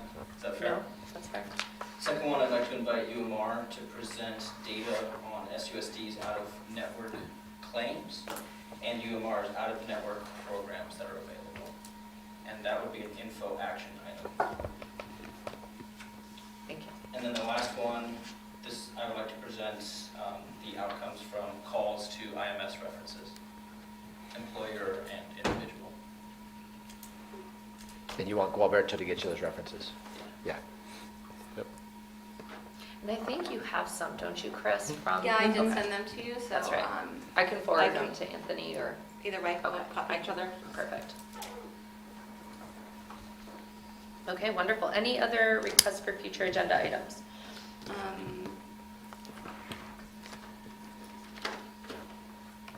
Those are the same three that I have. Yeah, but we will, I guess on timing, we will need to discuss stop loss, which will firm up in June, end of May, June. So last year we presented after the fact, it was a reduction. We do expect some increase this year with the reimbursements. So I guess timing of the next meeting. When did you say it would be available for stop loss? Stop loss will be, we can discuss in end of May, End even of May. April. Yeah, end of April, early May. So I'm wondering if we could do that meeting at the same time as the out-of-network meeting and still make it in time for July 1 Yes. go live? Yes, Yeah. you could. Okay. So we're looking But- at the end of April? So one of the things you might ask for is just a Monte Carlo, like Yeah, we'll get we that like for we've you. done before. On the And- stop loss? Yeah, Monte Carlo on the stop loss. Yep. So another agenda item for the next meeting was the stop loss? Stop loss, yes, Review. yes, thank you. Review and renewal. And then Alan last time had some questions on gaps in care and some, specifically on some diabetes, so we can present some gaps in care analysis. Perfect. Okay, does everybody have their calendars out for April? Yes. All right, here we go. Let's see, how does April 28th look? Good. Never mind, it's skipping board meeting. Darn it. Oh, you don't want to bump them out of here? How about, April 28th is not good. not good for you? How about the Okay. 21st? I can do the 21st. Can you do the 21st, Nancy? I think so. Can Yeah. you do the 21st? Yeah. Okay. And So everybody else though? April 21st, does that work for Seabus? I just want to be sure I'm there in person, because it's harder to get on the phone and miss stuff. Okay, that makes sense, Nancy. And April 21st is good for you at 5 o'clock? Uh-huh. Perfect. Does that work for you guys too? Yep. Okay. If April you make anything you 21st. need work. Just after Masters Week. It's on there. Booked it. Laura, It's on the calendars. we're both gone.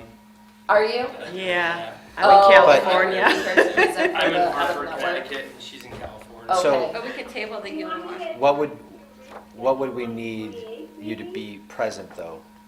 We could have, I can give you You could data, have- and we we could can have trust use and resources and you abuse. could provide the data to us that you are otherwise going to present. So the report, the out-of-network report and stuff Could like be that could just be presented by presented. Yeah, send it to That's CBIZ and Yeah, they can yeah. present it. Yeah, that, Absolutely. I'm, if you guys, if your trust board's fine with that, I'm fine with that. I'm fine with that.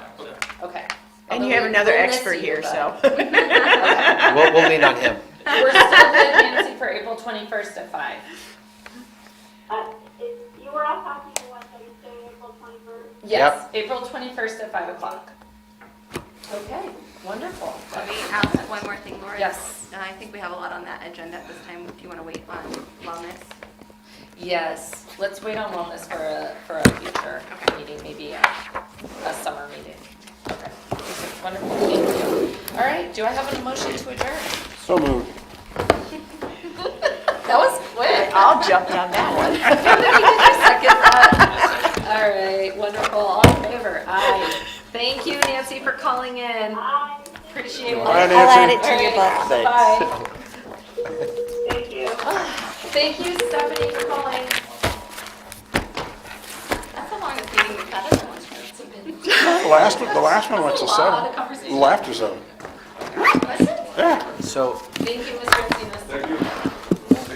Good to see you. I could have swore it went till after so.